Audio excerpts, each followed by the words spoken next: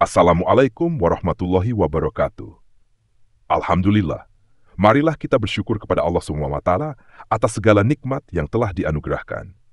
Pada kesempatan ini, kita akan mendalami sifat setia kawan atau itsar yang merupakan salah satu akhlak mulia dalam Islam. Mari kita eksplorasi bersama bagaimana sifat ini dapat memperkuat ikatan kita dengan sesama dan menciptakan masyarakat yang harmonis. Bismillahirrahmanirrahim. Assalamualaikum warahmatullahi wabarakatuh. Alhamdulillah, nahmaduhu wa nasta'inuhu wa nastaghfiruh wa na'udzu billah min syururi anfusina wa sayyiati a'malina. May yahdihillahu fala mudilla lahu wa may yudlil fala hadiyalah. Asyhadu an la ilaha illallah wahdahu la syarikalah wa asyhadu anna Muhammadan abduhu wa rasuluhu la nabiyya ba'dah. Allahumma salli wa sallim wa barik ala sayyidina wa habibina wa maulana Muhammadin wa ala alihi wa ashabihi ajma'in. Rabbi syrah li sadri wa yassir li amri wa hlul 'uqdatam min lisani yafqahuna qawli. Teman-teman sekalian, alhamdulillah dalam beberapa pertemuan terakhir kita telah membahas pertama tema tentang pasangan atau suami istri, bahkan kajian tentang ini ada beberapa pertemuan. Kemudian kita juga sudah membahas tentang masalah hubungan kita dengan orang tua, terutama dengan ibu, bahkan dengan mertua sekalipun. Maka pada kesempatan ini kita akan melanjutkan pembahasan kita tentang hubungan dengan manusia atau hablum minan nas atau muamalah yang kali ini berkaitan dengan orang yang berada di luar rumah kita, yaitu para sahabat, teman, dan orang yang ada di sekitar kita. Hari ini kita akan membahas tentang salah satu sifat, bahkan kalau kata ulama bukan cuma sifat, tetapi karakteristik. Bedanya sifat dengan karakteristik, kalau sifat dimiliki oleh kita dan orang lain. Sedangkan kalau karakteristik, kata ulama, itulah yang menjadikan kita khas ketimbang orang lain. Itulah yang membedakan kita dengan orang lain. Sehingga para ulama mengatakan, salah satu karakteristik seorang muslim, seorang mukmin yang paling luar biasa itu adalah dia seorang yang sangat setia kawan. Istilah setia kawan ini saya coba ijtihad, saya coba terjemahkan dari istilah yang sebenarnya dalam bahasa Arab itu disebut dengan istilah al-ithar. Kalau dalam bahasa Arab disebut dengan istilah al-ithar. Dalam bahasa Arab itu ada dua, ada ithar, ada atharah. Ada ithar yaitu setia kawan, ada atharah yaitu individualis. Ini mirip istilahnya, ithar, atharah. Nah, kita akan membahas tentang salah satu karakteristik seorang muslim atau seorang yang mengaku mukmin adalah ithar. Dan seperti apa ithar ini? Kalau kita bahas bahwa setia kawan, bukan hanya muslim yang punya sifat setia kawan. Dan istilah setia kawan ini bukan hanya dimiliki oleh orang-orang yang mengaku beriman. Bahkan orang yang tidak beriman kepada Allah pun kadang lebih setia kawan dari orang yang mengaku beriman. Lalu bagaimana kita akan menunjukkan kalimat dari hadis Nabi, innama bu'ithtu, sesungguhnya aku diutus hanya liutammima makarimal akhlak, untuk menyempurnakan, untuk mengutuhkan akhlak-akhlak yang mulia. Sehingga dulu saya pernah menyampaikan bahwa yang memiliki akhlak mulia itu bukan cuma muslim, non-muslim juga mereka punya akhlak yang mulia. Mereka juga belajar tentang kemuliaan akhlak. Tetapi Islam, kata Nabi, liutammim, dia mutammimal akhlak, mutammima makarimal akhlak. Dia menyempurnakan semua akhlak-akhlak yang indah, semua akhlak-akhlak yang baik yang dimiliki oleh sekian banyak manusia. Kaum muslimin menyempurnakan, artinya kalau kita membicarakan tentang sifat jujur, maka semua orang belajar tentang jujur. Tetapi yang paling sempurna kejujurannya itu harusnya seorang muslim. Kita bicara tentang sifat sabar. Banyak orang yang memiliki sifat sabar, Tetapi harusnya Muslim itulah yang paling sempurna kesabarannya. Kita bicara tentang sifat setia kawan. Banyak orang yang punya sifat setia kawan. Bahkan orang yang dalam bahasa poster itu mungkin masa bejat dulu. Dalam keadaan masih bejat, kita jauh dari masjid, kita nggak pernah sholat, kita nggak taat sama orang tua. Tapi kita punya sifat setia kawan kepada teman-teman kita itu luar biasa. Harusnya orang yang sudah datang ke masjid, yang sudah mengaku berhijrah, yang sedang belajar Al-Quran dan Sunnah, dia punya sifat setia kawan yang lebih sempurna daripada mereka yang menurut sebagian orang disebut orang yang belum berhijrah. Jadi kalau kita mengaku sudah berhijrah, kalau kita mengaku sedang memperbaiki diri dan sudah sering ikut taklim, tetapi kita tidak lebih setia kawan daripada mereka yang jarang ikut taklim atau yang belum pernah datang ke masjid, berarti kita belum memiliki karakteristik seorang muslim sehingga tidak sah disebut sebagai muslim sejati. Apa bedanya kita dengan mereka? Bahkan mungkin mereka lebih baik daripada kita. Ada satu orang namanya si A misalnya. Dia punya 2 orang teman. Teman yang pertama si B, ini orang yang sudah hijrah, rajin ke masjid, sholat berjamaah, ikut taklim. Ini si B. Temannya yang satu lagi si C, nggak pernah berhijrah, nggak pernah ke masjid, nggak pernah ikut taklim, sholat aja nggak pernah. Ketika si A ini membutuhkan pertolongan, atau dia sakit, atau dia butuh apapun, dalam keadaan sedang diuji dengan satu musibah, maka lihatlah siapa yang pertama datang untuk menolong si A. Kalau yang pertama datang adalah si B, harusnya demikian, karena dia yang sudah berhijrah, dia yang sudah belajar. Tetapi alangkah memalukannya, alangkah sedihnya, jika yang pertama datang kepada si A ini adalah orang yang gak pernah berhijrah, gak pernah ke masjid, ke taklim, yaitu si C. Sekarang kira-kira, kita punya teman nih, yang sering punya masalah, yang sering kadang-kadang diuji dengan musibah. Dia punya teman, salah satunya kita yang sudah rajin ke masjid, yang sudah sholat berjamaah di masjid. Dan dia juga punya teman-teman yang lain yang gak pernah ke masjid, yang seringnya ke tempat-tempat maksiat. Coba tanya pada diri kita masing-masing. Kalau teman kita ini butuh sesuatu, apakah kita lebih dulu datang kepada dia, atau teman kita yang kita sebut ahli maksiat lebih dulu datang kepada dia? Ini adalah muhasabah yang paling jujur untuk menunjukkan siapa yang paling baik di antara kita dengan orang lain. Yang kita sebut sebagai ahli maksiat dengan ahli ta'lim dan ilmu. Harusnya seorang muslim menunjukkan yang paling awal dalam kebaikan. Bukankah Allah mengatakan wasari'u ila maghfiratin min rabbikum wa jannah fastabiqul khairat was-sabiquna as-sabiqun ulaikal muqarrabun. Mereka yang pertama, mereka yang lebih dulu, mereka yang berlomba-lomba. Di mana semangat perlombaan dalam kebaikan itu seandainya kita mengaku sudah rajin datang ke masjid? Apakah perlombaan kita hanya langkah-langkah menuju rumah Allah? Bukankah kebaikan bukan hanya ada di dalam masjid, tetapi juga kebaikan tersebar di seluruh bumi yang Allah miliki ini? Sehingga harusnya kita harus muhasabah dan merasa malu kepada Allah dan kepada manusia. Bahwa kita seringkali bukan yang pertama datang untuk menolong saudara kita yang sedang membutuhkan pertolongan kita. Kita sering disalib oleh orang-orang yang kita sebut, mungkin dia orang yang tidak beriman, kita disalib oleh mereka. Ketika misalnya ada musibah di salah satu kota, di kota-kota ada di Indonesia, yang pertama yang datang langsung turun tangan. Di antara orang-orang yang mau membantu mereka itu perusahaan-perusahaan yang latar belakangnya bukan perusahaan yang orang muslim. Kemudian yang datang negara yang latar belakangnya itu bukan penguasa muslim. Kemudian secara individu yang datang untuk menyumbangkan berbagai macam bantuannya itu bukan muslim. Charity yang pertama sekali datang untuk menolong kita justru bukan orang yang paling taat dalam agamanya, tetapi mereka orang yang jauh dari masjid, jauh dari taklim. Ini menunjukkan bahwa kita belum benar-benar mengikuti sunnah Nabi SAW. Padahal harusnya kalau kita mengaku ahlus sunnah wal jamaah, kita menjadi orang yang pertama. Liutammima makarimal akhlak. Menjadi yang pertama dalam menunjukkan akhlak-akhlak yang sempurna ini. Baru namanya mutammimul makarimil akhlak. Sebut saja misalnya kisah yang paling populer tentang Rasulullah tuh.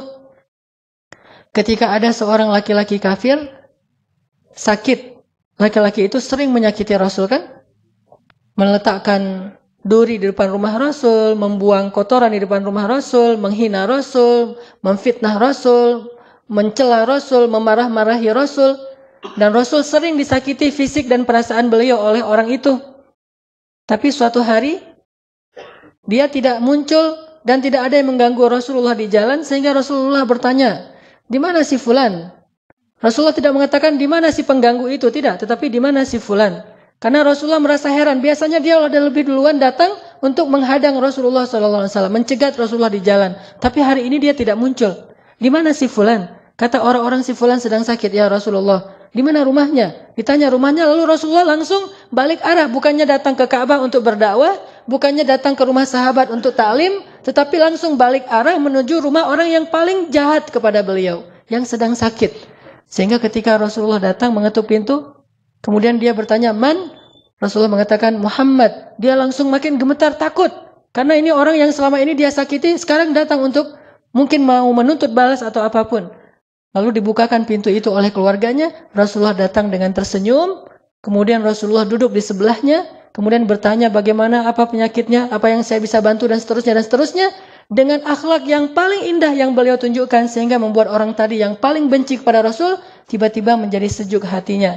Menitikkan air matanya. Kemudian dia mengatakan, "Ya Muhammad, engkau adalah orang yang paling saya benci dalam hidup saya ini. Yang paling sering saya sakiti, yang paling sering saya musuhi, yang paling sering saya curangi, yang paling sering saya ganggu. Tetapi ketika saya sakit, engkau orang yang paling pertama datang menjenguk saya dan memberikan akhlak yang paling istimewa kepada saya." Akhirnya orang ini kemudian belajar Islam dan masuk Islam. Ini artinya bahwa Rasulullah SAW sudah menunjukkan akhlak yang paling istimewa kepada kita. Tetapi kita masih sibuk dengan riwayat. Apakah itu hadis sahih? Kata ulama itu hadisnya dhaif. Kalau memang hadisnya dhaif, lalu kenapa? Apakah hadis dhaif itu tidak boleh dipakai? Bukankah hadis dhaif itu kata ulama lebih baik daripada qaulul ulama, dari ucapan para ulama? Kenapa kita yang baru belajar 1-2 hadis lalu membuang hadis-hadis dhaif? Seolah-olah hadis dhaif itu tidak ada artinya. Apakah ucapan kita lebih berarti daripada hadis dhaif? Seandainya ada orang yang meminta nasihat kepada kita, maka sesungguhnya menasihati orang itu dengan hadis dhaif lebih baik daripada menasihatinya dengan ucapan dari pikiran kita sendiri. Karena hadis dhaif hanya lemah riwayatnya, tetapi bukan batil, bukan hadis palsu, berbeda dengan hadis maudhu. Banyak orang itu hadis dhaif, itu cerita dhaif, itu tidak ada riwayat yang kuat dan segala. Astagfirullahalazim. Apakah kamu pikir bahwa hadis dhaif itu hina, dina dan tidak ada nilainya di mata orang-orang para ulama? Bahkan seorang ulama, muridnya Ibnu Taimiyah yang paling streng menurut sebagian orang, ulama Ibnu Taimiyah yang paling keras dalam urusan hadis, punya murid namanya Ibnu Katsir. Selain Ibnu Qayyim Al-Jauziyah, lihatlah buku tafsir Ibnu Katsir, yaitu tafsir Al-Quran Al-Azim. Di dalamnya termuat lebih dari 100 hadis dhaif. Apakah Ibnu Katsir tidak tahu bahwa di dalam kitab itu banyak hadis dhaif, yang beliau ambil itu hadisnya dhaif? Beliau tahu. Beliau ulama besar, muridnya Ibnu Taimiyah. Kenapa memakai hadis dhaif? Karena beliau tahu bahwa hadis dhaif itu tidak perlu dibuang, tetapi dia tetap dipakai sebagai motivasi, fadilah, penyemangat, selama hadis dhaif ini tidak bertentangan dengan hadis sahih. Kalau hadis dhaif bertentangan dengan hadis sahih, maka hadis dhaif ditinggalkan. Tetapi kalau hadis dhaif ini malah menguatkan, memperjelas makna dari hadis sahih, maka hadis dhaif tetap dipakai oleh para ulama. Banyak termasuk Imam Al-Ghazali dalam kitab beliau tentang Ihya Ulumuddin, banyak sekali hadis dhaif. Termasuk juga ulama India yang dari Jam'atut Tabligh, Fadailul A'mal. Orang membuang buku itu, tidak usah baca buku itu karena hadisnya banyak yang dhaif. Memangnya beliau tidak tahu hadisnya dhaif? Beliau tahu, beliau ulama hadis, dan dari India itu banyak sekali ulama-ulama hadis yang luar biasa. Intinya bahwa kisah ini adalah sebuah inspirasi yang luar biasa tentang akhlak Rasulullah SAW. Jauh sebelum kita mengkritisi tentang ilmiahnya, maka kita telah bisa mengambil manfaat dan hikmah yang luar biasa dari kisah ini. Di mana kita dibandingkan Rasulullah SAW dalam urusan itsar, setia kawan. Maka teman-teman sekalian, malam ini kita akan belajar menjadi orang yang lebih setia kawan. Karena kalau saya pribadi merasa sangat malu ketika saya mengaku Muslim, saya pakai aksesoris yang menunjukkan keislaman saya, apalagi kalau saya membanggakan keislaman saya. Jangankan membanggakan, hanya pakai aksesoris keislaman. Apa aksesoris keislaman? Misalnya diantaranya saya pakai baju koko, saya datang ke masjid, saya sholat, atau mungkin pakaiannya sampai ke jubah, sorban, peci, segala macam. Atau yang bahkan bukan hanya aksesoris keislaman, kebanggaan terhadap Islam. Saya memakai baju dengan tulisan bahwa saya bangga sebagai seorang muslim, saya ini seorang muslim, so what gitu dan seterusnya kan ya. Kan bangga sekali nih dengan keislaman kita dan itu baik. Tetapi di situ ada beban yang luar biasa. Bebannya adalah apakah kita yang mengaku sebagai muslim, bahkan membanggakan keislaman kita, sudah menjadi orang yang paling layak disebut sebagai akhlak terindah di antara manusia? Atau jangan-jangan kita yang mengaku sebagai muslim justru orang ngelihatnya dengan sebelah mata, karena yang mengaku dan membanggakan keislaman itu justru yang paling tidak baik akhlaknya. Ini bagi saya muhasabah dan akan menjadi rasa malu yang luar biasa, sehingga mencoba untuk selalu belajar. Ada orang di belakang mobilnya ditulis La ilaha illallah. Mobil yang di belakang, di kaca belakang sudah ditulis La ilaha illallah, nggak boleh ngebut loh ya. Karena itu bebannya berat. Kalau dia ngebut nggak ada La ilaha illallah, dia tidak membawa kalimat thayyibah dalam akhlak yang khabithah. Tetapi ketika di mobil dia tulis La ilaha illallah, dia tulis misalnya muslim atau apa, dia tulis bahasa-bahasa kebanggaan Islamnya, ini hal yang positif, tidak masalah dengan itu. Kita ingin syiar, tapi syiar itu ada konsekuensinya. Jangan hanya syiar dalam bentuk teks, tetapi ada tanggung jawab yang lebih besar daripada teks itu sendiri, yaitu tanggung jawab akhlak. Karena orang tidak lihat sholat kita, dan mereka juga tidak akan merasa kagum dengan sholat kita. Mereka akan lihat dan kagum, takjub, dan menjadi respect kepada kita karena akhlak kita. Sehingga yang membawa La ilaha illallah ketika ada masalah di jalan, dia harus jauh lebih akhlaknya, lebih baik akhlaknya daripada mereka yang di belakang ditulis mungkin kalimat-kalimat, misalnya FBI, mungkin dia ada kalimat tentang benderanya Amerika, ada benderanya Jepang, orang bangga dengan bendera yang lain, atau minimal bendera Indonesia, kita pakai benderanya Palestina, benderanya Arab Saudi, La ilaha illallah. Ini berat membawa kalimat itu. Makanya kenapa di belakang mobil saya tidak ada La ilaha illallah? Karena saya masih suka ngebut di jalan. Alasan. Setidaknya orang tahu suatu saat saya pernah gini. Ini saya waktu itu pakai sorban. Pakai sorban mau ngajar pakai jubah. Karena lagi-lagi alasannya buru-buru gitu. Ngebut kan? Karena macet, jalannya tuh udah stuck banget. Akhirnya saya ngambil jalur yang arah berlawanan. Dan dipancing sama angkot sebetulnya. Saya ngikutin angkot aja, jalur yang berlawanan. Pas ngikutin angkot, angkotnya langsung bisa masuk, saya ketinggalan di belakang. Dan kemudian di depan udah ada mobil yang berlawanan masuk. Dan mobilnya kebetulan mobil mewah. Lalu setelah itu saya buka kaca tuh mau minta maaf kepada dia. Dia juga buka kaca, langsung dia teriak di wajah saya dengan kalimat dari kebun. Dan waktu itu mungkin karena dia lihat dari depan ini orang pakai sorban, pakai jubah, tapi kok ngambil jalur orang. Di situ saya merasa sangat malu, bukan marah kepada dia, justru saya menganggap bahwa dia pantas mengatakan itu kepada saya. Harusnya saya membawa aksesoris Islam, pakai sorban, pakai jubah. Belum lagi nanti kalau ada yang kenal itu Ustadz Hanan dan seterusnya. Berarti saya harus lebih baik akhlaknya daripada mereka. Yang saya maksud dengan akhlak ini bukan urusan pribadi, tetapi bagaimana sikap kita kepada orang lain. Itu terbawa. Apalagi kita, misalnya teman-teman udah pada tahu nih, teman-teman komunitasnya kita di sini, ada yang komunitasnya atlet mungkin para atlet sepak bola, ada komunitasnya yang lain, anak motor, anak musik, anak segala macam kan di sini nih. Teman-teman kita di komunitas tahu kalau kita itu udah hijrah, kalau kita itu udah rajin ke masjid, bahkan bukan hanya tahu dari orang lain, kita sendiri yang kadang-kadang ngomong, saya ngaji di Al-Latif, saya sekarang lagi coba belajar agama dan seterusnya. Disitulah kita sebetulnya sedang diperhatikan oleh mereka. Kalau mereka memperhatikan kita, jangan buru-buru menjudge mereka bahwa mereka itu sedang curiga sama kita, menjelek-jelekan kita. Enggak. Mereka sedang memperhatikan, apakah yang sudah mengaku hijrah ini lebih baik akhlaknya atau tidak. Kalau lebih baik, maka saya akan ikut dia. Kalau yang sudah hijrah ini, yang sudah belajar agama ini lebih mengalah, lebih sabar, lebih mudah memaafkan, lebih lebar senyumnya daripada yang lain, maka saya akan ikut dia. Tetapi kalau yang sudah mengaku berhijrah ini kemudian yang dulunya suka tersenyum sekarang mulai manyun, saya tidak akan ikut dia. Kalau yang dulunya dia orangnya asik sekarang mulai jaim, saya tidak akan ikut dia. Kalau dulunya orangnya sangat toleran sekarang orangnya sangat strike gitu, saya tidak akan ikut dia. Ternyata akhlak kita itulah yang akan menarik mereka untuk ikut sama-sama menikmati hidangan Allah di dalam masjid.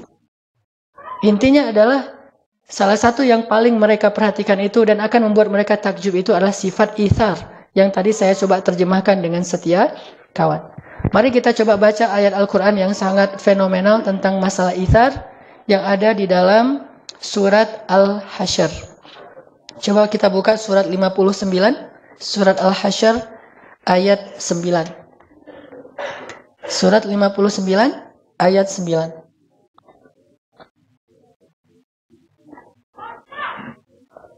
Surat Al-Hasyr surat 59 ayat 9.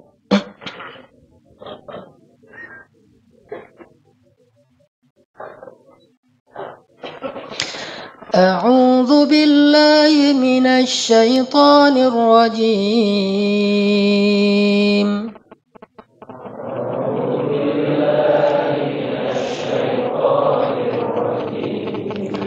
Bismillahirrahmanirrahim.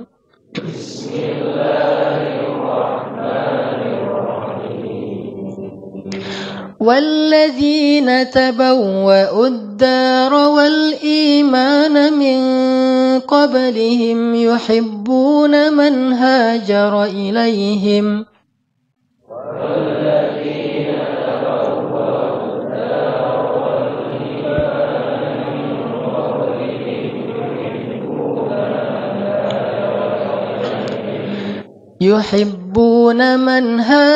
إليهم ولا يجدون في صدورهم حاجة مما أوتوا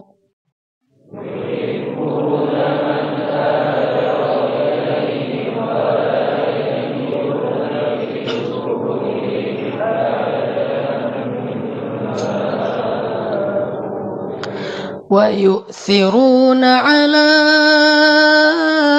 أنفسهم ولو كان بهم خصاصة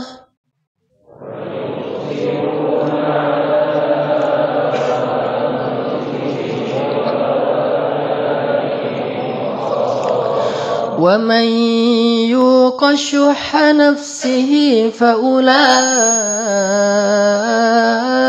هم المفلحون.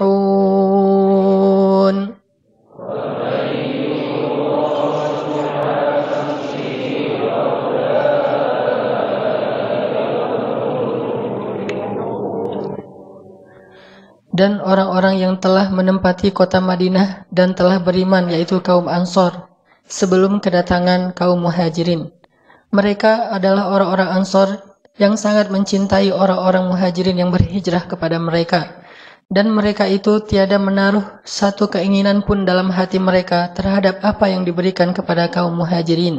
Dan mereka selalu ithar atau mengutamakan orang-orang Muhajirin atas diri mereka sendiri, sekalipun mereka dalam keadaan kesusahan. Dan siapa yang dipelihara dari kekikiran dirinya, mereka itulah orang-orang yang beruntung. Teman-teman sekalian, di dalam ayat 9 ini Allah Subhanahu wa taala menyebutkan satu kata ithar dalam bentuk verb atau kata kerja, yaitu kalimat wa yu'thirun.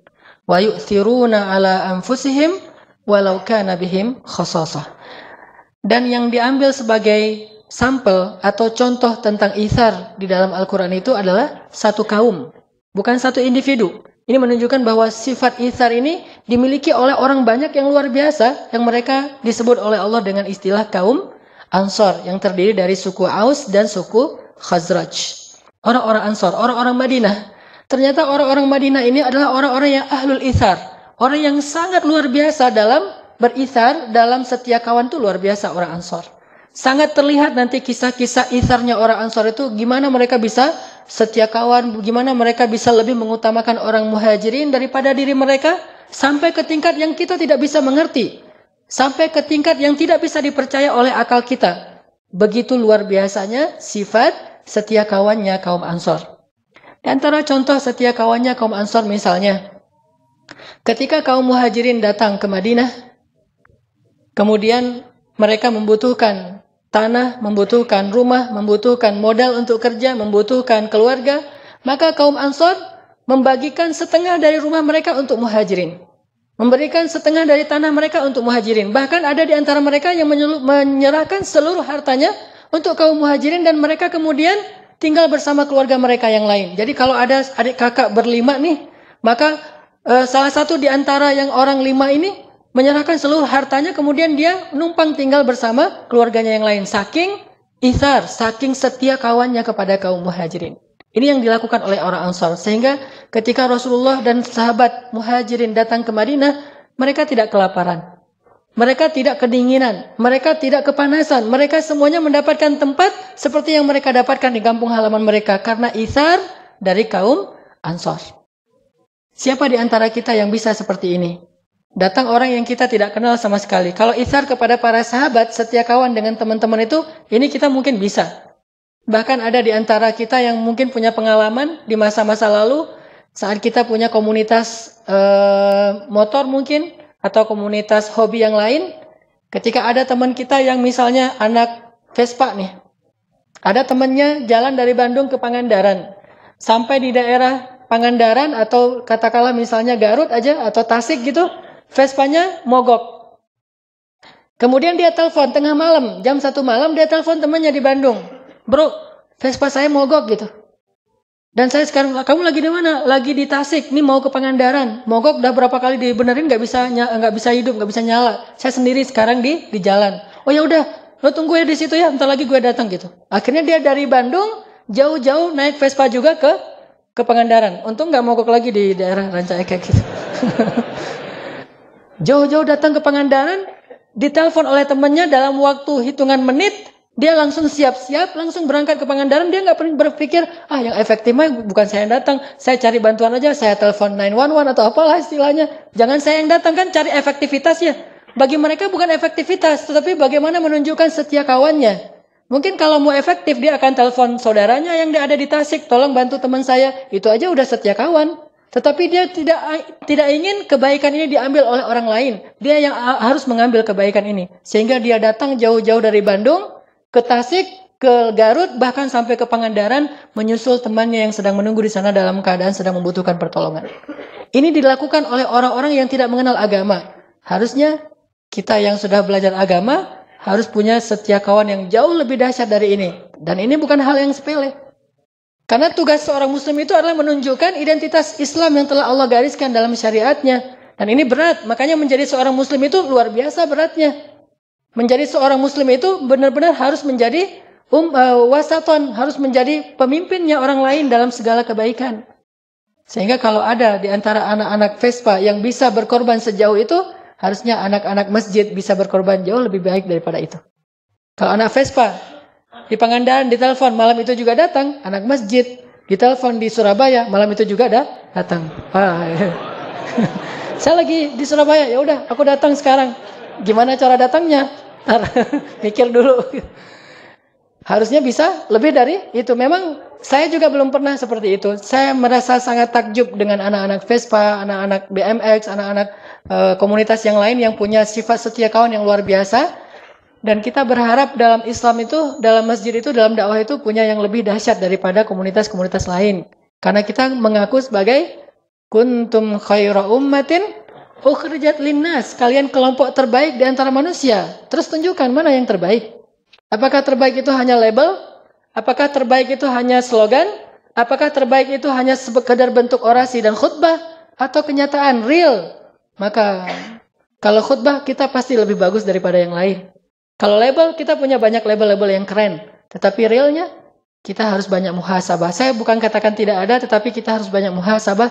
Jangan-jangan kita belum menunjukkan apapun. Apa yang kita tunjukkan dalam bentuk label, tetapi tidak ada dalam realitasnya. Orang Ansor, pernah ada kasus begini. Sejak kaum Muhajirin datang ke Ansor, orang Ansor itu berbagi. Berbagi setengah dari harta mereka, sepertiga dari harta mereka, 2/3 dari harta mereka. Bahkan ada yang seluruh dari harta mereka diberikan. Maaf, sampai ada di antara mereka yang mengatakan, maaf saya punya anak, silakan kalau kamu mau menikahi anak saya, kamu butuh keluarga, kamu jadi menantu saya. Kamu nggak perlu mahar, maharnya adalah kamu muslim. Maka saya akan memodalkan semuanya. Dinikahkan putrinya dengan orang Muhajirin. Ada yang bahkan istrinya mengatakan kepada suaminya, suamiku, kalau memang kamu ridho, maka ceraikan saya sehingga saya bisa menjadi istrinya si fulan itu Muhajirin membutuhkan istri. Sampai kayak gitu. Dan ini adalah inisiatif perempuan Ansor. Saking luar biasanya pengorbanan kaum Ansor ini lebih dari apapun. Kalau bahasa sekarang mah ada 2 orang yang jatuh cinta ke satu cewek. Nah, yang satu udah ke masjid, yang satu belum ke masjid. Maka yang udah ke masjid ini harus ngalah nih. Kenapa Isa? Terus perempuannya di mana? Nah, perempuan misalnya dia agak galau nih memilih yang udah ke masjid, keren sih, hafal Quran, udah mulai menghafal Quran, udah mulai tahsinnya udah bagus, udah di mana-mana ngaji gitu kan ya. Terus yang belum ke masjid, keren juga, cuma dia belum dekat dengan Al-Quran, belum ikut taklim, belum sholat di masjid dan seterusnya. Galau memilihnya nih. Akhirnya supaya si perempuannya nggak galau, maka tunjukkanlah sifat ithar. Datanglah ke teman kita, bro. Boleh bicara heart to heart nggak? Ada apa bro? Gitu. Itu tentang si cewek itu tuh namanya misalnya apa namanya yang keren? Namanya Wulan gitu. Si Dewi lah, Dewi. Tentang si Dewi misalnya. Lo suka sama dia gitu. Lo nggak usah ngomong gitu dah, baper banget sih jadi orang gitu-gitu deh gitu. Nggak enak kalau udah terlalu main emosional. Kita jujur aja kalau misalnya lo suka sama dia, gue juga suka. Terus gitu. Maksud gue kalau misalnya lo suka sama dia, ya udah kamu aja yang maju, saya mah apa tuh gitu. kamu aja yang maju gitu. Kok kamu bisa gitu? Kamu nggak serius ya sama dia? Serius banget. Terus kenapa kamu bisa ngerelain? Isar bro, isar gitu kan ya. Habis ikut talim, harusnya gitu tuh. Orang Ansor bukan cuma orang yang pacar doang yang dikasih, sampai istri pun, dan istrinya juga rela banget atas nama bukan cinta lagi bagi mereka yang terpenting. Yang terpenting adalah isar. Sampai kayak gitu, coba bayangkan. Walaupun ini kasusnya cuma ada satu ya, jangan bilang semua orang Ansor kayak gitu, enggak juga. Cuma ada satu kasusnya, dan itu agak-agak unik menurut saya dan nggak harus jadi teladan juga sih. Saya nggak rela kalau saya. Kalau saya mah nggak rela. Kalau istri saya ngomong kayak gitu, bunuh diri gitu. Dia bilang, manggilnya misalnya kalau saya manggilnya nggak usah disebut lah, pokoknya gitu manggilnya gitu. Manggil gitu. Kamu cinta sama aku? Cinta banget dong gitu kan. Gimana? Aku nggak bisa hidup tanpa kamu, pokoknya lebay-lebay gitu. Terus dia bilang, tapi kalau ada ayat tuh, lan tanalul birra hatta tunfiqu mimma tuhibbun. Kamu tidak akan sampai mendapatkan kebaikan terbaik sampai kamu menginfakkan yang paling kamu cintai. Hah? Menginfakkan yang paling dicintai. Maksud kamu apa? Ceraikan aku biar aku menikah dengan dia. Wah! Langsung rame itu kan ya, selingkuh lah, segala macam lah tuduhan-tuduhannya. Tapi orang Ansor ada yang pernah kayak gitu, bayangin. Ini menunjukkan bahwa isar mereka itu udah luar biasa. Sampai saya bilang, nggak bisa dipercaya dengan logika kita, tapi mereka bisa melakukannya. Terus kalau di Madinah itu lagi musim panen, kan orang muhajirin tuh nggak bagus dalam bertani ya. Mereka tuh kan rata-rata bakatnya tuh pedagang. Sedangkan orang Ansor bakatnya berkebun, bertani. Mereka orang-orang yang bagus dalam megang tanaman. Nah, ketika musim panen korma, orang muhajirin nggak pernah kerja. Orang muhajirin nggak pernah bantu-bantu di ladang-ladang korma. Mereka mah berdagang aja, dan berdagangnya juga nggak untung-untung amat karena modalnya kecil. Paling-paling yang untung besar tuh cuma beberapa orang lah. Abdurrahman bin Auf, Utsman bin Affan, dan beberapa orang sahabat. Ketika orang-orang Ansor panen, mereka kumpulkan kurma-kurma yang sangat banyak itu di ladang-ladang mereka. Mereka berkumpul, kemudian mereka memanggil, ya Rasulullah, datanglah ke ladang-ladang kami. Datanglah Rasulullah. Ya Rasulullah. Kata Rasulullah, kenapa kalian belum membagi hasil panen ini? Kata orang-orang Ansor, ya Rasulullah, kami tidak mau membagikan hasil panen ini di antara kami saja. Tetapi kami ingin juga berbagi dengan kaum muhajirin. Ajaklah kaum muhajirin bersama kami ya Rasulullah. Kami ingin berbagi dengan mereka. Diajak orang muhajirin. Sedangkan orang muhajirin ngapain? Mereka di rumah aja, malu, nggak berani keluar. Takutnya ntar kalau keluar kan nggak enak tuh. Orang lagi enak-enakan mau bagi-bagi hasil panen, kita lalu lalang kan dikira, kayaknya dia butuh tuh kan nggak enak tuh. Jadi caper gitu kan. Akhirnya orang muhajirin, ya udah di dalam rumah aja tuh. Dipanggil sama Rasul, ya muhajirin keluar. Ada apa ya Rasulullah? Orang-orang Ansor mengundang kalian ke ladang-ladang mereka. Datanglah muhajirin. Ketika datang orang-orang muhajirin ke ladang-ladang Ansor, orang Ansor menyambut mereka itu seperti orang yang menyambut seseorang yang sangat menguntungkan mereka. Bukan, datang. Bukan gitu. Kayak kita misalnya lagi makan enak nih, kita lihat makanan enak, teringat dengan teman kita. Aduh, kalau makanan enak kayak gini, masa saya makannya sendiri? Kita SMS teman kita telepon, mau makan di sini nggak? Saya lagi di sini nih, ayo ke sini aja. Kita ajak teman kita, kan itu hal yang sepele sebetulnya, sederhana. Bahkan kalau perlu, saat kita lagi uangnya hampir habis tuh. Kita lihat di ini kita tinggal 2 lembar lagi warna merahnya. Sementara kita makannya itu rata-rata harganya 30.000 ke atas gitu. Kan enak tuh makanannya 50.000, 40.000, ada apa burger, ada segala macam. Kita SMS teman kita, aku lagi makan ini nih ayam penyet karena harganya 30 ribuan. Mau datang ke sini bareng-bareng? Dia bilang, oh boleh. Ini kan dia nggak tahu kalau kita nggak punya uang. Terus pesannya apa? Misalnya pesannya lebih mahal dari kita. Mulai mikir, dihitung-hitung tadi kira-kira sampai nggak? Jangan-jangan nanti pas udah pesan semuanya uangnya kurang kan? Dalam kondisi yang kita lagi butuh, lalu kita kekurangan uang, tapi kita masih bisa memberi kepada yang lain, itu namanya itsar. Kalau sekedar memberikan yang lebih, itu namanya jud. Kalau memberikan yang kita nggak terlalu butuh, itu namanya sakha. Semua ini kebaikan. Kebaikan itu kata ulama ada 3 tingkatan. Tingkatan yang paling rendah namanya sakha. Memberikan sesuatu yang kita nggak terlalu butuh, nggak terlalu suka, yang biasa aja, yang lebih, itu namanya sakha. Sedangkan jud itu memberikan yang kita sukai. Dan itsar memberikan yang paling kita butuhkan. Sehingga kalau kita berikan kepada yang lain, kita jadi kekurangan, bahkan kita menjadi susah. Itu namanya itsar. Orang Ansar menyambut kedatangan muhajirin ke ladang mereka itu dengan pelukan hangat. Selamat datang ya muhajirin, selamat datang muhajirin. Sini. Semuanya saling tarik menarik untuk duduk di tempat dia. Karena kalau duduk di tempat dia, dia akan membagikan. Ini punya banyak patok nih, punya banyak spot. Kesini. Orang muhajirin jadi bingung ditarik-tarik gitu. Coba bayangin di ladangnya orang Ansar. Kalau kita, oh yang datang ya. Pura-pura sibuk aja gitu. Yang lain dia telengah-telengah ngelihat, nggak ada, kayaknya nih saya nggak ada yang nyambut nih, pulang aja ada kan gitu ya. Kalau kita nggak, kalau muhajirin, kalau Ansar nggak, dia tarik ke ladangnya, kesini. Setelah semuanya udah selesai, Rasulullah mengatakan, sekarang wahai orang Ansar, bagilah hasil panen kalian. Langsung mereka memberikan kurma-kurma yang terbaik untuk orang-orang muhajirin. Sehingga Rasulullah SAW berdoa kepada Allah, ya Allah, berkahilah rezekinya orang-orang Ansar. Ini namanya itsar. Di mana sekarang sifat itsar seperti ini dalam kehidupan kaum muslimin? InsyaAllah kita lanjutkan nanti kisah-kisah yang lain setelah sholat Isya. Jadi kepikiran tadi habis ngomongin apa? Jadi nggak khusyuk salahnya. Ngomongin kalau misalnya kayak Ansar diuji kayak gitu tuh berat banget ya. Kalau istri mungkin nggak lah gitu. Tapi kalau calon, wah itu benar-benar tuh. Gara-gara itu jadi nggak khusyuk salahnya kepikiran. Ini kalau benar-benar diuji benar kayak gitu tuh perasaan kita banget. Yang diuji kan kalau misalnya harta oke lah, kita siap lapar insya Allah gitu. Atau sakit kita siap menderita. Tapi kalau perasaan kan, aduh, itu benar-benar itsar. Kayaknya salah satu contoh itsar paling mengharukan tuh itu tuh kayaknya. Dan hanya ada di sinetron selain dalam sejarah Islam gitu. Atau mungkin ada yang pernah ngalamin? Berarti nggak bisa dikisahin juga, nggak pernah ngalamin, nggak tahu gimana sakitnya tuh kayak gimana tuh nggak tahu.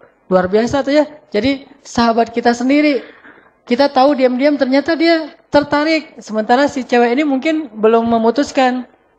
Terus kita tahu, oh dia kayaknya suka juga. Akhirnya kita mundur gitu, nggak mau maju. Padahal kita udah terlanjur menyimpan dalam hati kita, udah dalam banget, udah terukir gitu namanya. Udah gitu kita mundur. Terus kita nanti menyaksikan bahwa dia buat kartu undangan, kita dikirimin gitu. Ini dramatisir banget nih.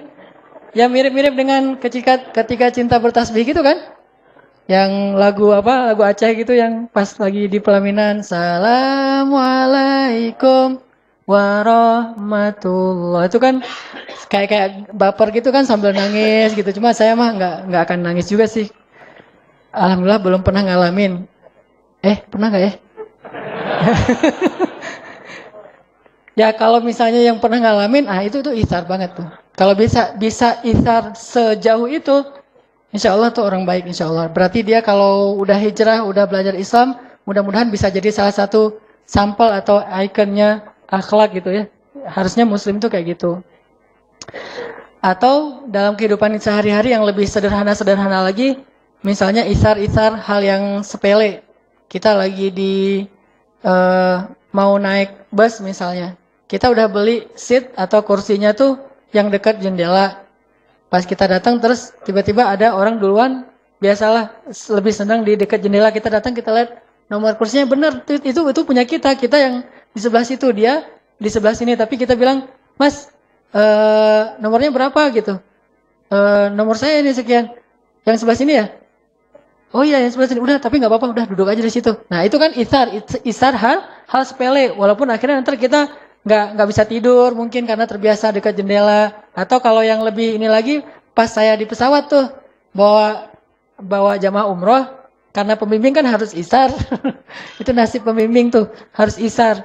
Pas bawa jamaah umroh, di pesawat itu seatnya itu diacak. Jadi ada yang sekeluarga tapi satu di depan, satu di belakang, dan seterusnya. Pas kita udah masuk ke dalam pesawat, saya nggak bisa duduk dulu. Saya duduknya paling belakang dulu. Tunggu sampai jamaah senyaman mungkin memilih kursi yang mereka dekat dengan pasangannya, dengan keluarganya. Kadang-kadang kursi saya, Ustadz duduknya di mana? Di sini. Boleh nggak Ustadz ditukar? Oh boleh banget, boleh banget, boleh banget. Terus saja ganti lagi, pindah ke depan. Ustadz, ini anak saya di sebelah sana, boleh nggak di sini? Oh ya boleh Bu. Saya pindah lagi sampai 5 kali pindah. Akhirnya saya ke paling belakang. Nah ini hal-hal yang sepele kayak gitu bisa jadi salah satu contoh-contoh isar dalam kehidupan kita. Atau termasuk dalam masjid kayak gini, misalnya kita udah selesai sholat, kita nggak sholat sunnah dulu karena pengen yang lainnya biar bisa sholat. Itu terjadi loh di Mekah, Madinah tuh harusnya kayak gitu isar. Tapi orang udah beribadah di Mekah, Madinah malah nggak bisa isar. Misalnya di Raudhah gitu. Di Raudhah itu kan tempat yang mustajabah doa tuh di Masjid Nabawi. Orang sholat di situ tuh lama-lamaan, doanya tuh panjang banget. Perasaan di Indonesia nggak gitu-gitu amat, tapi sampai di sana tuh gitu amat, panjang banget doanya tuh. Udah gitu kalau orang Indonesia kan berpersepsinya doa itu harus duduk ya. Nggak bisa sambil jalan atau sekedar berdiri aja nggak bisa, harus duduk. Jadi dia duduk bersila udah nyaman banget gitu, naruh barangnya depan belakang kanan kiri, doa ya Allah panjang banget. Di belakang tuh orang-orang Arab bilang ya Ammi ya Allah ya Allah ya Allah ya haji haji haji gitu. Mereka karena nggak ngerti bahasa Arab bagus juga sih jadi cuek gitu. Terus aja berdoa. Nah ini namanya ithar, hal-hal yang sepele kayak gini. Kalau dalam kehidupan kita yang lebih ekstrim lagi mungkin yang tadi saya pernah lihat di internet di YouTube tuh ada liputan tentang seorang anak di Australia, Muslim. Jadi dia dapat penghargaan dari pemerintah Australia sebagai salah satu contoh anak yang berkorban untuk kakaknya. Anak ini sekitar 8-9 tahun, kakaknya 12 tahun, tenggelam di salah satu pantai di laut, tenggelam, dua-duanya nggak bisa berenang, tapi pas ngelihat kakaknya lagi tenggelam, nggak bisa berenang, akhirnya dia nolongin kakaknya, sambil dia tarik kakaknya dan dia udah kelep juga, dia udah minum banyak air, terus sampai bisa membawa kakaknya ke pantai dan dia sampai lemes dan pingsan.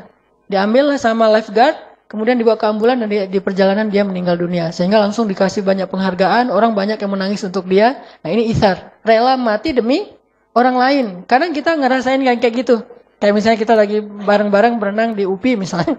Yang 5 meter tuh kan ya. Nah ada teman kita yang ternyata terlalu pede mungkin berenangnya. Main nyemplung aja, ada kira 1,5 meter. Pas dia masuk ke situ kok dalam banget masuknya. Datanglah kita, ceng-ceng gitu kan. Terus kita pegangin, kita bawa ke atas. Walaupun kita bisa berenang juga kan, tapi kita nggak belajar cara nyelamatin orang lain. Berenang sendiri sih mungkin bisa, tapi nyelamatin orang diinjak-injak ditekan-tekan sama dia, udah aja kita mungkin minum banyak air sampai kita akhirnya kenyang gitu dan pingsan karena kenyang. Nah ini ithar. Tapi nggak tahu nih, ada nggak orang yang mau melakukan sejauh ini? Kalau ada yang bisa melakukan sejauh itu minimal untuk keluarganya, itu berarti menunjukkan bahwa dia udah punya semangat ithar yang luar biasa. Intinya, ithar memberikan sesuatu yang paling kita butuhkan, walaupun sedikit. Sampai Nabi bilang apa tentang ithar? Rubba dirhamin sabaqa alfa dirham. Bisa jadi, 1 dirham itu lebih Allah sukai daripada 1000 dirham, kata Nabi. Kenapa bisa jadi 1 dirham lebih Allah sukai daripada 1000 dirham? Karena 1000 dirham ini diberikan oleh orang kaya. Sedangkan 1 dirham ini diberikan oleh orang yang sangat-sangat membutuhkan 1 dirhamnya. Jadi bisa jadi 1 dirham ini nilainya lebih besar di mata Allah daripada 1000 dirham. Apa bedanya? Bukan angkanya, tapi ithar dan jud. Kalau 1000 dirham itu jud, memberikan sesuatu yang dia juga sebetulnya punya lebih gitu. Tapi kalau ithar, memberikan satu-satunya yang dia punya dan kalau dia berikan ke orang lain dia akan susah. Itulah ithar. Sehingga ada kisah seorang ulama di zaman tabi'in. Beliau miskin, fakir malah. Ulama-ulama dulu kan terbiasa hidup dalam keadaan miskin. Sehingga keluarganya juga udah ridho dengan keadaan kayak gitu, sibuk dengan ilmu. Nah, beberapa hari keluarganya nggak makan. Dan beliau juga nggak tahu harus bekerja apa. Sementara beliau mengajarkan ilmu kepada orang lain, nggak pernah dibayar. Ini ujian juga buat saya. Saya dulu pernah ngalamin ya, masa-masa ketika awal-awal saya mengajar itu, bayarannya kecil banget. Dan saya tidak mempermasalahkan itu, sampai akhirnya Allah menguji keikhlasan saya. Saya dibayar seadanya, seikhlasnya, dan saya datang hujan-hujan segala macam, penghasilan sebulan itu kurang dari kebutuhan. Sampai akhirnya Allah menguji suatu hari, anak saya sakit keras. Anak yang kedua, Maryam, sakit keras, harus dibawa ke rumah sakit, panas tinggi luar biasa, udah 2 hari nggak turun-turun, dibeliin obat nggak turun juga. Sehingga akhirnya saya bawalah ke rumah sakit, salah satu rumah sakit di Bandung, rumah sakit swasta waktu itu. Saya bawa ke rumah sakit, mereka langsung minta deposit. Depositnya untuk 10 hari. 1 hari 1 juta, berarti 10 juta. Saya nggak punya tabungan sama sekali. Akhirnya udah masuk, anak saya udah diperiksa, katanya ini parah banget, harus segera diopname dan minta depositnya. Saya tarik lagi keluar dari rumah sakit itu. Saya pergi ke rumah sakit negeri. Ke rumah sakit negeri, salah satu rumah sakit negeri di Bandung. Akhirnya juga gitu. Diminta deposit, kemudian mau di-scan gitu, mau di-ransen. Cuma minta uang dulu, dan saya nggak punya. Akhirnya keluar lagi dari rumah sakit, saya bawa pulang ke rumah itu. Dalam keadaan saya waktu itu menangis karena sedih nggak bisa membawa anak saya berobat dan nggak punya uang. Di situ mulai diuji tuh, diuji banget. Muncullah pikiran-pikiran yang nggak tahu nih negatif atau wajar. Saya selama ini ngajar ikhlas-ikhlas, tapi giliran saya butuh nggak ada yang bisa nolong. Kan teruji tuh. Nah disitulah akhirnya mulai diuji antara pilihan. Kalau gitu memilih nggak nih mana yang mahal infaknya, mana yang kecil, atau yang kayak gini dikasih istilahnya mungkin ada angkanya segala macam. Saat itulah ujian paling berat. Dan para sahabat atau cerita ulama tadi pernah seperti yang saya alamin. Anaknya sakit, keluarganya nggak makan sekian hari. Akhirnya dia cari pekerjaan. Ketika dia udah bekerja di pasar itu mengangkut jadi kuli pasar gitu. Dia dapat untuk bisa beli roti cuma satu roti doang tuh, saking murahnya dibayar. Dan itu pun pasarnya pasar yang jauh yang nggak ada yang kenal dengan dia. Soalnya kalau di pasar ini orang kenal nanti disedekahin, nggak enak. Dia pergi ke pasar yang jauh, bekerja dapat beli satu roti. Pas dia pulang dari perjalanan dari pasar ke rumahnya, dia udah bahagia nih, anak saya bentar lagi bisa makan, keluarga bisa makan, saya bisa makan. Tiba-tiba di tengah jalan dia bertemu dengan seorang ibu dengan 3 orang putrinya, semuanya dalam keadaan kelaparan. Kata ibu ini, Pak, boleh saya minta tolong? Saya belum makan, udah berapa hari, anak-anak saya juga kasihan belum pada makan. Ini mulai ujian nih dalam hati si laki-laki ini, ulama ini. Kemudian akhirnya setelah dia timbang-timbang, dia kasihlah setengah dari rotinya kepada ibu tadi dan setengah lagi dibawa pulang. Ketika dibawa pulang, anak-anaknya semuanya, namanya setengah roti untuk anak-anaknya yang banyak, habis semuanya dan dia nggak makan. Habis kerja jadi kuli pasar, nggak makan, setengah dikasih jatahnya untuk orang lain, setengah lagi untuk keluarga. Setelah itu tiba-tiba datanglah seseorang ke rumahnya mengetuk pintu. Assalamualaikum, waalaikumsalam. Ya fulan, ada seseorang yang ingin bertemu dengan engkau. Siapa? Saya adalah teman ayahmu, almarhum ayahmu. Memangnya ada apa dengan ayah saya? Enggak, saya dulu pernah meminjam uang dari ayahmu sekian dinar. Dan alhamdulillah sekarang saya sudah bisa mengembalikan, dan ini plus juga bagian dari ucapan terima kasih saya, dan dia mendapatkan sekitar 100 dinar. 1 dinar sekarang harganya sekitar 2,5 juta. 250 juta ithar. Orang yang rela memberikan yang paling dia butuhkan dalam keadaan sangat lapar. Dan bayangkan itu jangan sekarang. Sekarang mungkin kita nggak terlalu lapar nih. Coba bayangin pas lapar-laparnya, nggak punya apa-apa, terus teman kita datang minta pinjam uang, kita kasih. Itu benar-benar ujian ithar. Dan seorang muslim harusnya mampu melakukan hal yang seperti itu. Yu'thiruna ala anfusihim walau kana bihim khasasah. Dikasih ke orang lain walaupun dia butuh banget. Atau ada mungkin kisah yang agak-agak ngebaper tuh. Kita mau nikah, udah ada modalnya nih. Tiba-tiba ada teman kita butuh modal juga untuk usaha atau mungkin sakit atau keluarga kita yang butuh. Terus kita mikir kan, ini saya nabung sekian tahun biar bisa nikah. Sekarang pas saya udah dapat calonnya dan saya udah punya modal untuk mahar dan acaranya, tiba-tiba ada keluarga yang sakit dan dia butuh pertolongan saya. Kalau saya kasih ke dia, berarti saya ditunda pernikahannya. Kalau saya nikah, berarti saya harus menolak dia dengan walaupun rasa berat hati. Ini ada satu kalimat yang menurut saya, kalimat yang tertuang begitu aja ketika saya membayangkan. Apa kalimatnya? Menangis setelah berkorban itu jauh lebih mengharukan daripada menangis karena penyesalan.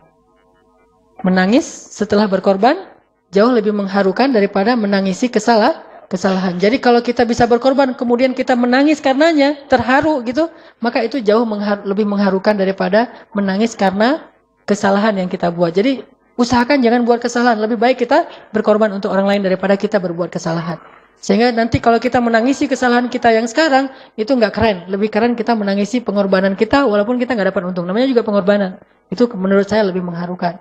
Kita melihat anak-anak kita tertawa, tersenyum bahagia, tanpa mereka tahu bahwa sebetulnya kita dalam keadaan sedang irit nih. Tapi kita kasih kepada mereka apa yang mereka butuhkan. Itu bisa mengharukan banget menangisnya. Kepada pasangan kita, kepada teman kita. Dalam keadaan sangat irit. Kita untuk, misalnya sendal kita tuh udah sobek misalnya, bahkan udah berlubang gitu sendal kita atau sepatu kita. Kita nggak beli sepatu baru, atau kita punya ransel kita tuh udah sobek-sobek. Kita nggak beli ransel demi untuk bisa beli baju anak kita, bahkan bukan baju yang penting-penting amat, baju baru biasa, atau untuk istri kita dia lagi jalan ngelihat ada jubah yang bagus, kita beliin untuk pasangan kita, itu jauh lebih keren. Dan itu adalah isar, belajar dari keluarga, pasangan, orang tua, teman, dan seterusnya. Jadi coba muhasabah, di mana isar kita dibandingkan dengan para sahabat dulu, atau nggak usah jauh-jauh para sahabat di antara kita. Orang-orang yang belum berhijrah, orang-orang yang jauh dari masjid, yang mereka bisa isar habis-habisan kepada temannya. Teman-teman yang dirahmati Allah Subhanahu Wa Taala, ada lagi kisah isarnya para sahabat yang saya pernah baca. Ketika para sahabat, salah satunya namanya kalau nggak salah Jabir bin Abdullah. Ini pernah saya kisahkan beberapa kali. Saat Rasulullah SAW dengan para sahabat sedang menggali parit Khandak, dan mereka kelaparan banget, banyak yang akhirnya gara-gara ngangkat batu tuh jatuh loh. Saking kelaparannya menggali parit Khandak, saking kelaparan dan susahnya ngangkat batu tuh sampai dia jatuh dan tertimpa batu. Saking lemahnya. Tapi mereka terus bekerja, siang malam makannya cuma 1 butir kurma sama minum air. Akhirnya Jabir bin Abdullah merasa kasihan kepada Rasul, yang ngelihat Rasulullah tuh susah banget. Dia pulang ke rumah, dia tanya kepada istrinya, istriku, ada apa di rumah kita yang bisa kita berikan kepada Rasulullah sebagai makanan? Kata istrinya, nggak punya apa-apa. Kita juga orang miskin. Satu-satunya yang kita punya itu cuma seekor domba yang masih kecil banget, yang baru berukuran yang sangat kecil, baru lahir, sama satu kalau bahasa sekarang mungkin 1 kilogram gandum yang bisa dibuat untuk beberapa potong roti. Cuma itu yang kita punya di rumah. Kata Jabir, ya sudah kalau gitu kamu tolong buatkan roti biar saya potong dombanya. Disiapkanlah daging domba, kecil banget dombanya, mungkin hampir seukuran ayam gitu, hampir seukuran kucing, kecil gitu. Domba yang baru lahir. Cuma satu-satunya yang dimiliki segitu tuh. Kalau dalam bahasa Arab kan itu ada istilahnya tuh, domba yang sangat kecil, ya agak gede dari kucing sedikit gitu. Nah dipotongin, kasihan banget sih dombanya. Terus buatin roti, udah selesai masak gitu, hanya untuk bisa makan 3 orang. Pergilah menemui Rasulullah. Kata Jabir, ya Rasulullah, saya sudah mempersiapkan jamuan makan malam. Kalau Rasulullah selesai bekerja nanti, datanglah ke rumah saya untuk makan malam bersama. Saya siapkan jamuannya. Rasulullah bahagia banget kan? Bayangin, yang ngundang itu orang miskin loh. Dan Rasulullah udah curiga, pasti makanannya cuma segitu-gitu aja. Namanya juga Jabir. Siapa yang gak kenal Jabir dengan kemiskinannya? Sehingga kalau yang undang itu Jabir, ya gitu-gitu aja lah makanannya. Rasulullah tahu itu. Tapi Rasulullah saking bahagianya diundang walaupun cuma sederhana makanannya dan tahu cukupnya paling banyak untuk 3 orang. Dan Jabir udah mengatakan, cuma untuk 3 orang ya Rasul. Rasulullah langsung berdiri mengatakan, wahai para sahabat. Yang jumlahnya berapa? 1000 orang. Wahai para sahabat, Jabir ngundang kita makan di rumahnya. Wallahu Akbar gitu semuanya. Bayangin. Jatah makan 3 orang diundang kepada 1000 orang. Rasulullah tuh nekat juga ya. Ya sahabat. Dan itu 1000 orang tuh lapar semua loh. Lapar semua, berhari-hari gak makan.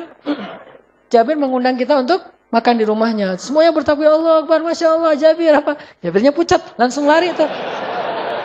Lari nemuin istrinya. Wah istriku gawat. Kata istrinya, kenapa? Ternyata yang akan datang itu bukan cuma 3 orang sahabat, tapi ada ratusan, bahkan 1000 orang. Kata istrinya dengan tenang, siapa yang mengundang mereka? Engkau atau Rasulullah? Kata Jabir, Rasulullah, aku cuma mengundang Rasulullah sama 2 orang sahabat. Kata istrinya, kalau Rasulullah yang mengundang, biarkan mereka datang. Allah dan Rasul lebih tahu. Datanglah Rasulullah dengan orang-orang yang beringas semua nih yang datang. Rumah Jabir kecil, nggak muat untuk semua orang. Akhirnya makannya di luar rumah. Lihat di sini, kalau kita misalnya dapat undangan yang kayak gini cuma untuk satu orang atau mungkin porsinya kecil, tapi kita masih ingat teman kita bahkan rame lagi yang pastinya kita nggak akan dapat jatah mungkin. Jadi hal yang sedikit dibagi rame, saking setia kawannya. Maka Rasulullah ngajak orang yang 1000 dan beliau tahu kalau mereka udah datang mereka lupa bahwa itu Rasulullah, makan aja semuanya. Sering kayak gitu soalnya. Rasulullah dilupain sehingga Rasulullah diam-diam aja nggak makan, yang lain pada makan. Baru nanti setelah mereka kenyang udah pada sendawa gitu, udah gelegean, kalau kata orang Sunda apa? Terap gitu. Jadi udah gelegean, udah terap, baru mereka tanya, loh Rasulullah kok nggak makan? Rasulullah kan sering digituin. Rasulullah bilang, udah biarin aja. Seolah-olah bahwa Rasulullah itu udah kenyang, bahkan ada yang sampai matiin lampu. Nah Rasulullah tahu kondisinya akan kayak gitu resikonya, tapi Rasul tetap ngundang 1000 orang yang lapar-lapar tuh datang ke rumah Jabir. Jabir dengan wajah agak pucat, nih pasti nggak akan cukup nih. Kalau bahasa saya mah, kalau sekarang mungkin enak kalau kayak gitu, tinggal telepon warung Padang kan.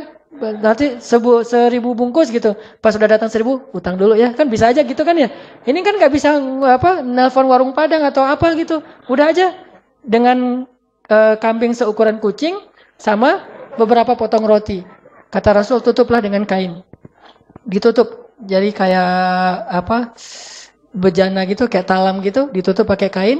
Terus Nabi mengatakan, wahai para sahabat, ambillah sesuka kalian tanpa membuka penutupnya. Jadi ngambilnya dari dalam gitu.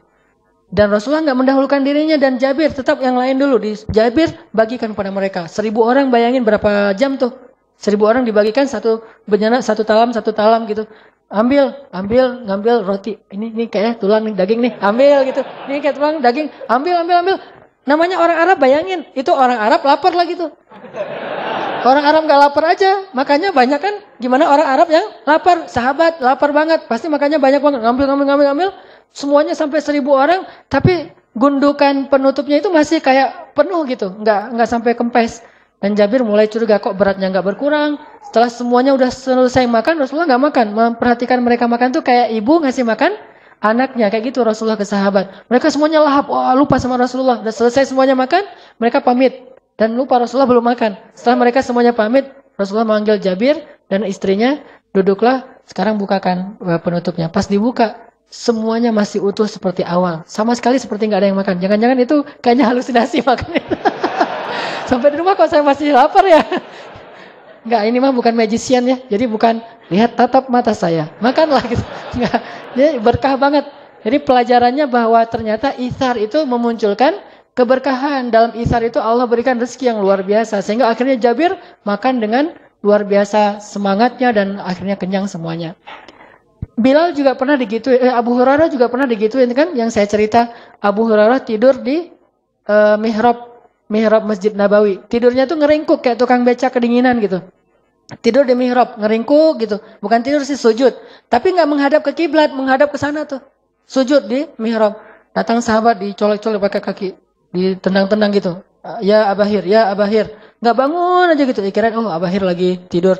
Terus datang lagi sahabat, datanglah Rasulullah, manggil, ya Abahir, ada apa? Langsung Abu Hurairah ngelihat, lapar ya Rasul. Sampai saking laparnya Abu Hurairah, nggak bisa duduk coba. Apalagi berdiri, dudukannya nggak bisa. Jadi harus nahan laparnya itu dengan menekuk badannya supaya perutnya kelipat. Saking lapar tuh kayak gimana tuh laparnya.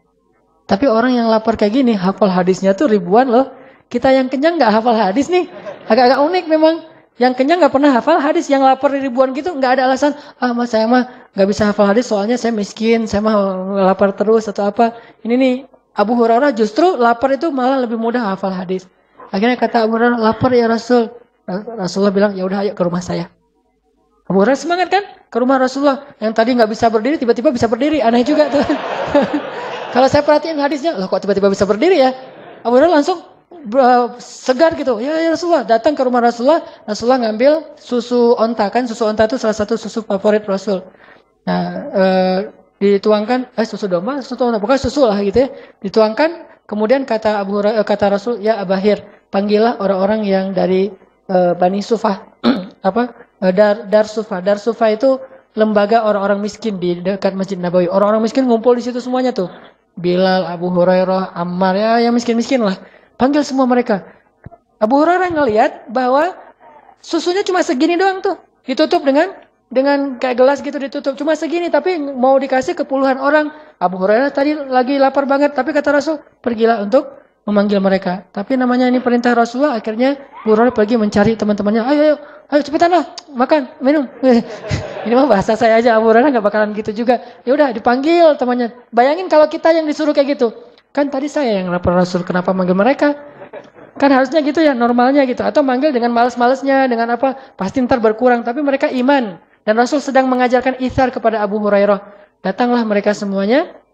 Setelah datang, kemudian akhirnya Rasulullah SAW mengatakan, ya Abahir, tuangkan susu ini kepada mereka. Semuanya minum susu, minum. Setelah semuanya selesai, Abu Hurairah duduk aja nungguin mereka. Setelah mereka udah pulang, Abu Hurairah kata Rasul, ya Abahir, sekarang kamu minum. Diminum sama Abu Hurairah. Udah ya Rasulullah, minum lagi kata Rasulullah. Minum lagi. Udah ya Rasulullah, minum lagi. Udah ya Rasulullah. Sampai Abu Hurairah tuh mau muntah. Saking banyaknya susu nggak habis-habis tuh coba. Memang ini mukjizat, tetapi ada pelajaran. Karena nggak murni hanya mukjizat saja tanpa ada sunnah yang perlu kita ikuti. Ternyata pelajarannya berkah itu ada di dalam itsar. Jadi ketika kita rela untuk itsar, Allah akan berikan kebaikan dari jalan yang lain. Kayak kita mukhayyam kemarin misalnya. Saya sangat takjub kepada teman-teman Ucing Leweng. Ucing leweng itu bahasa Indonesianya apa? Bukan, serigala. Kan slogannya AU kan ya? Ya, teman-teman ucing leweng kan udah pengalaman nih di hutan. Pas kita berangkat ada yang mungkin belum pengalaman, tapi hebat juga tuh ada tenda yang Alfamart, tendanya penuh dengan makanan, ada yang kayak gitu. Ada yang tenda itu benar-benar tendanya Abu Hurairah. Ya itu tenda saya mah Abu Hurairah banget. Karena saya kirain, paling juga ntar ada warung. Karena saya ada warung di bawah, jadi tenda saya Abu Hurairah. Tapi pas lagi lapar ke warung, bukan di tenda. Jadi pas waktu itu saya nggak bawa sleeping bag, nggak bawa apa-apa lah, nggak lengkap gitu. Teman-teman Ucing Leweng itu ngasih, Ustadz ini pakai aja sleeping bag, udah kita sediain. Padahal bisa jadi nih, dia ngasih sleeping bag itu dengan itsar. Dia sendiri nanti tidurnya nggak pakai sleeping bag, tidurnya dekat api unggun, atau tidurnya itu kedinginan, dan itu luar biasa. Atau yang lebih berat lagi mungkin kalau kemarin tempatnya masih normal lah. Dulu yang mukhayyam pertama tuh yang di yang di Ciwidey gitu. Itu kan hujan deras, becek, genang air, kita dalam rawa-rawa gitu, semua pakaian kita basah kan? Mau memberikan pakaian kering kita ke teman yang lain sehingga kita tetap pakai pakaian basah, itu itsar. Mau memberikan sleeping bag ke teman kita yang nggak bawa, sementara kita tidur dalam keadaan kehujanan, itu itsar. Disitulah kita belajar menjadi muslim yang bukan hanya slogan, bukan cuma label, tapi muslim yang kenyataan akhlaknya. Dan kita harus bisa. Malulah kita kepada orang yang di luar masjid, yang mereka mungkin bisa lebih itsar daripada kita.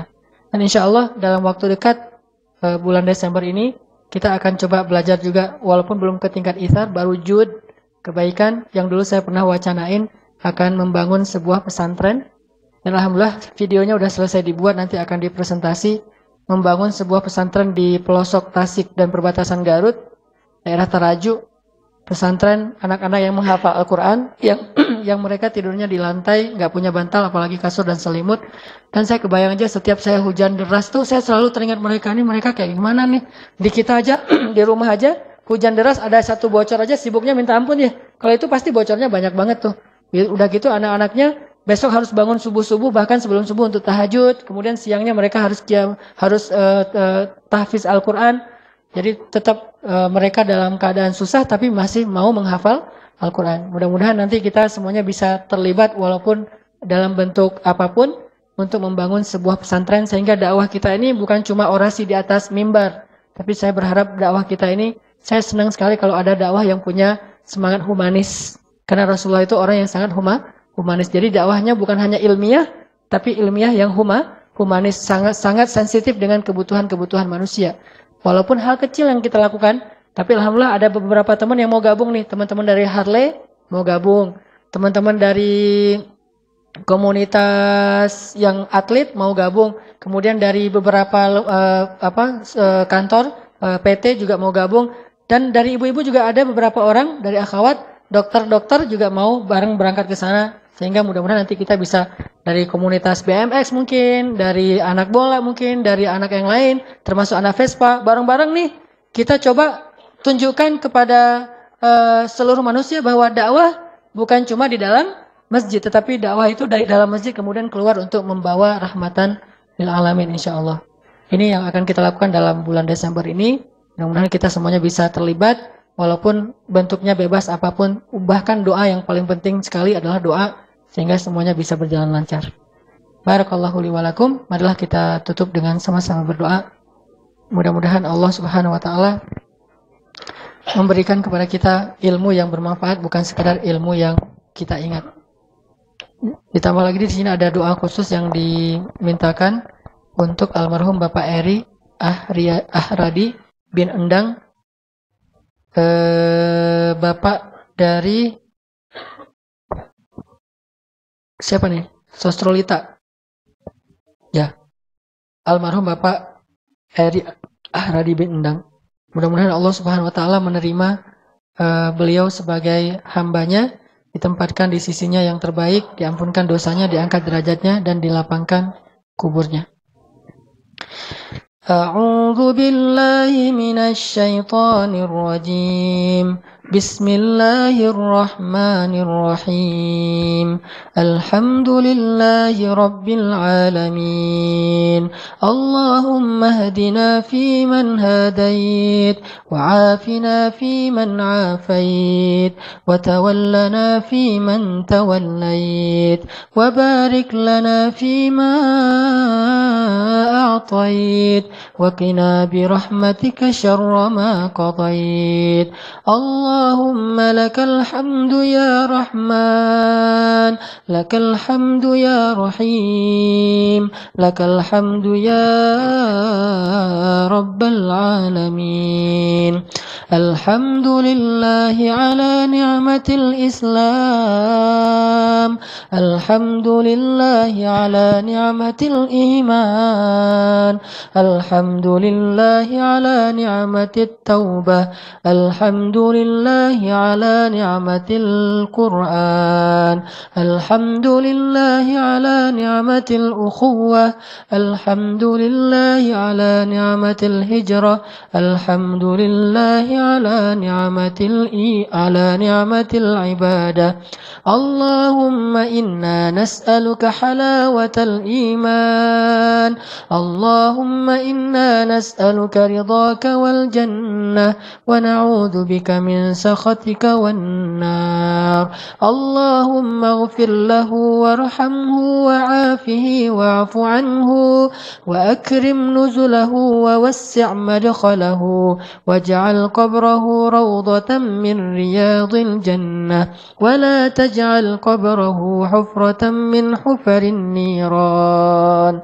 Allahumma ighfir lana wa liwalidayna warhamhuma kama rabbayana sighara. Rabbi ighfir li wa liwalidayya warhamhuma kama rabbayani saghira. Ya arhamar rahimin, ighfir li ummahatina ya Ghaffar, ighfir li ummina ya Ghaffar, waghfir li abaina ya Ghaffar, waghfir li ikhwanina ya Ghaffar, waghfir li akhawatina ya Ghaffar, waghfir li asatidatina ya Ghaffar, waghfir lil muslimina ya Ghaffar. ربنا اغفر لنا ولإخواننا الذين سبقونا بالإيمان ولا تجعل في قلوبنا غلا للذين آمنوا يا الله يا الله يا الله يا رب العالمين. يا الله نسألك رضاك والجنة ونعوذ بك من سخطك والنار. Ya Allah, ampunkanlah dosa kami ya Allah. Ampunkanlah kesalahan-kesalahan yang pernah kami lakukan ya Allah. Ampunkanlah maksiat-maksiat yang senantiasa kami ulang-ulang bahkan sampai hari ini ya Allah. Ampunkanlah kelalaian-kelalaian kami ya Allah.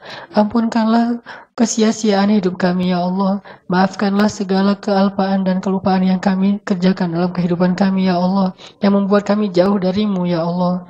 Ampunkanlah dosa-dosa kami ya Allah, dosa ayah dan ibu kami ya Allah, dosa saudara-saudara kami ya Allah, dosa pasangan kami ya Allah, dan dosa keluarga kami ya Allah. Ya Allah ya Arhamar Rahimin, Engkau yang maha lembut, Engkau yang maha penyayang. Dengan kasih sayangmu Engkau telah selamatkan kami dari jurang-jurang api neraka.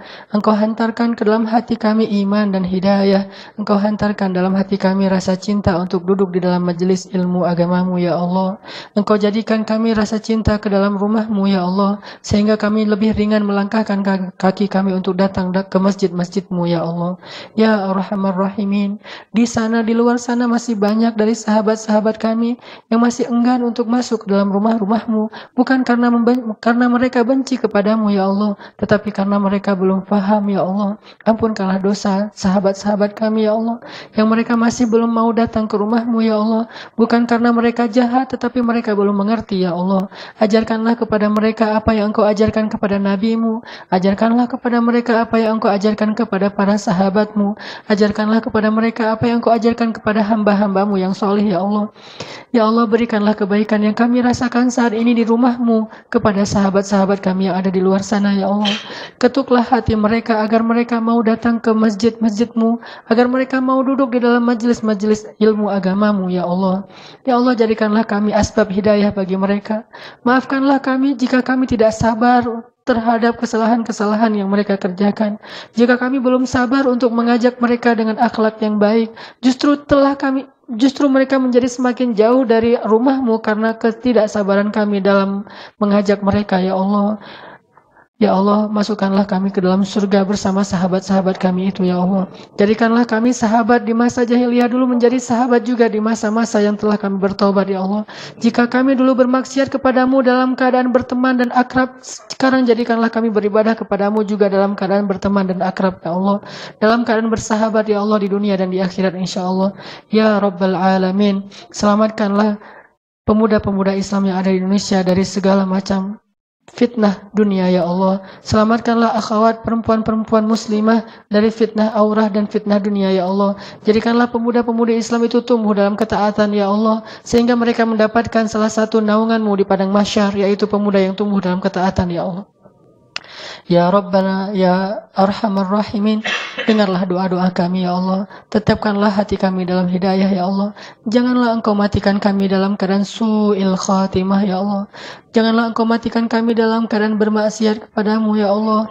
Janganlah Engkau matikan kami ketika hari kami tidak melaksanakan ibadah yang sesuai dengan perintahmu ya Allah. Matikanlah kami di hari yang terbaik dalam hidup kami ya Allah. Matikanlah kami dalam keadaan beramal soleh kepadamu ya Allah. Dan hidupkanlah kami nanti di akhirat, dan pertemukanlah kami bersama Rasulmu Sallallahu Alaihi Wasallam. Ya Allah ya Rabbal Alamin, betapa rindu kami kepada Nabi Muhammad Sallallahu Alaihi Wasallam. Betapa kami rindu kepada Nabi Muhammad ya Allah. Kami sering berselawat untuknya. Kami mencoba untuk mengikuti sunnahnya semampu kami ya Allah. Itu semuanya karena kami merindukan beliau ya Allah. Jadikanlah kami termasuk di antara orang-orang yang bertetangga dengan Rasulmu di dalam surga nanti ya Allah. Bertetangga dengan Abu Bakar As-Siddiq, bertetangga dengan Umar bin Khattab, bertetangga dengan Utsman dan Ali radhiyallahu anhum ajma'in. Ya Allah ya Arhamar Rahimin, Rabbana atina fid dunya hasanah wa fil akhirati hasanah wa qina adzabannar. Subhanakallahumma wa bihamdika asyhadu an la ilaha illa anta astaghfiruka wa atubu ilaik. Assalamualaikum warahmatullahi wabarakatuh.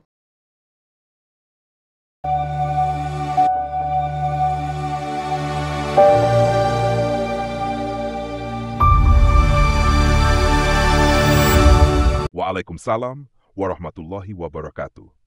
Terima kasih atas pembahasan yang mendalam ini. Anda menyoroti pentingnya sifat itsar'an dan bagaimana karakter ini seharusnya menjadi bagian integral dari identitas seorang Muslim. Anda menjelaskan tentang sikap saling mendukung dan berbagi yang terlihat jelas pada hubungan antara kaum Ansyar dan Muhajirin. Keteladanan Rasulullah yang selalu bersikap baik kepada orang lain, bahkan kepada mereka yang menyakitinya, juga menekankan pentingnya akhlak mulia dalam interaksi kita sehari-hari. Sifat itsar ini bukan hanya sekedar memberikan, tetapi juga mengutamakan kebutuhan orang lain di atas kebutuhan pribadi kita, yang merupakan salah satu ciri khas dari komunitas yang berlandaskan iman. Apakah ada hal tertentu dari pembahasan ini yang ingin Anda gali lebih dalam atau diskusikan?